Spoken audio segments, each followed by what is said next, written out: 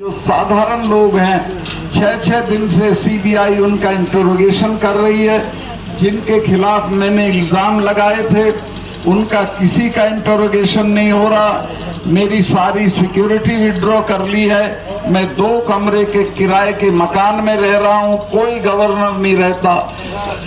कश्मीर का गवर्नर जब रिटायर होता है तो उसे दिल्ली में बंगला मिलता है। उसको 70 लोगों की सिक्योरिटी मिलती है।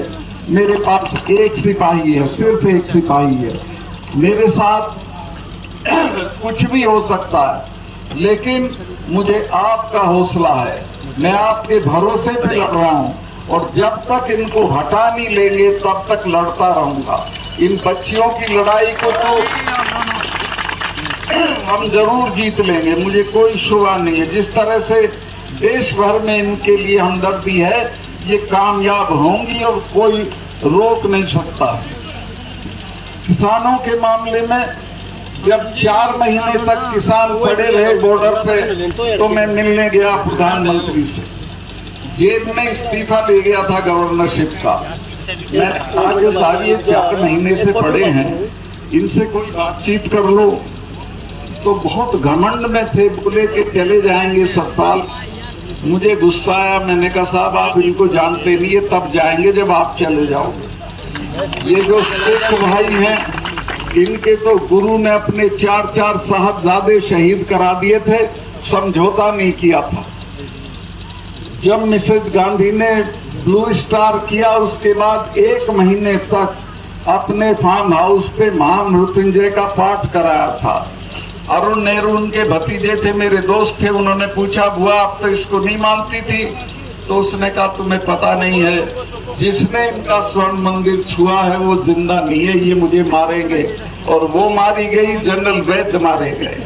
और ये जो 3 कानून वापस हुए हैं, ये समझ लेना ये हमारे कहने से नहीं हुए, ये डर में हुए हैं। और अपने लोगों का मैंने कहा कि जो हमारे वाले हैं ये तो हर 6ठे महीने लाल किले पे चढ़े रहते थे। इन्होंने तो आगरा में अकबर की कब्र उखाड़ ली थी और उखाड़ के दाह संस्कार कर दिया था। तो मैं कहा जब किसी से लड़ो तो ये जान लो कि किससे लड़ रहे हो। इनसे लड़ा नहीं जाता, कुछ ले दे के समझौता कर दो। 2-3 महीने बाद माफी मांग के वो बात मानी। और हाँ, किसान के पास 2 ही चीजें थी, एक जमीन थी और एक इनके बच्चे फौज में चले जाते थे। वो रास्ता भी बंद कर दिया। एक अग्निवीर योजना लाए हैं जिसमें 4 साल की नौकरी होगी और उसके बाद रिटायर होके आ जाएंगे। उसको कहीं नौकरी नहीं मिलेगी, ज्यादा से ज्यादा चौकीदारी मिलेगी। तो पूरी कोशिश ये है कि किसानों की ताकत को खत्म करो, खेती को खत्म करो, दाम मत दो, एमएसपी मत दो और इनके बच्चों को फौज की नौकरी भी मत दो। मैं बहुत लंबा नहीं करना चाहता हूं। मैं कश्मीर में था जब धारा 370 हटी थी। महबूबा ये कहती थी कि जिस दिन ये धारा 370 हटेगी खून की नदियां बह जाएंगी। दिल्ली वाले भी डरे हुए थे, वो भी कहते थे सतपाल कैसे होगा। मैं कहा आप छोड़ो मेरे पे, मैं आप इसको हटाओ। और वो मेरी दस्तखत से हटनी थी। मैंने चिट्ठी भेजी, मेरे चीफ सेक्रेटरी ने कहा कि मलिक साहब यहाँ तो बहुत खून खच्चर होगा, 1000 आदमी मारना पड़ेगा, यहाँ के लोग तो हथियार छीन लेंगे, थानों में घुस जाएंगे। मैंने कहा तो तुम चुप रहो। चिड़िया भी नहीं बोली।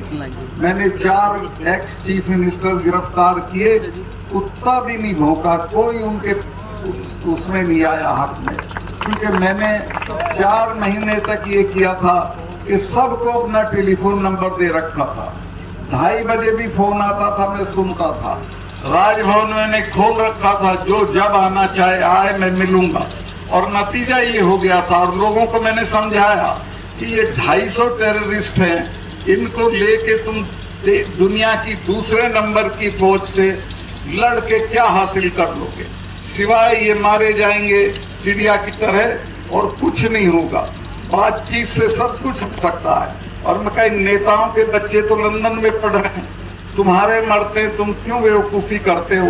वो बात उनकी समझ में आ गई थी और जब ये पकड़े गए तो किसी ने कुछ नहीं किया। मुझे ऐसे फोन जरूर आए कि साहब इन्हें अभी आसानी से मत छोड़ना, थोड़ा देर से छोड़ना। एनीवे, जो होना था वहाँ के बहुत सारे काम है, मैं क्या गिनवाऊँ, वो ये मौका नहीं है। लेकिन मैं ये कहना चाहता हूँ कि देश में इस वक्त एक बहुत ही निर्लज्ज और बहुत ही क्रूर सरकार है, जिसको लोगों की किसी तकलीफ से कोई मतलब नहीं है। ये बच्चियां जब जीत के आती हैं तो इन्हें अपने बंगले पे बुला के फोटो कराता है, चाय पिलाता है और कहता है हमारी बच्चियां जीत के आ गई।